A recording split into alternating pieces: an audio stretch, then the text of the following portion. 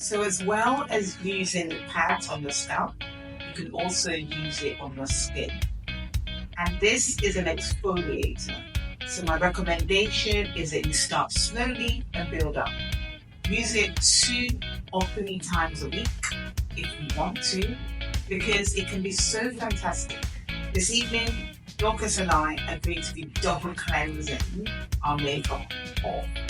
And after we double cleanse, I will be going in with a pad. The pad will help me to gently exfoliate my skin and really deep clean my pores. One of the things that this also does is it helps to control hormonal breakouts. So for me, for example, during my period, I tend to get 1 or 2 spots, and I use it to control that. So leading up to my period, I would use it 2, 3 times a week, sometimes even 4 times a week. And that kind of helps me to manage my skin by ensuring that those breakouts are kept under control.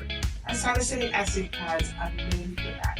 The beauty of this one is it includes witch hazel, and it also includes white extract. So you get an extra conditioning benefit.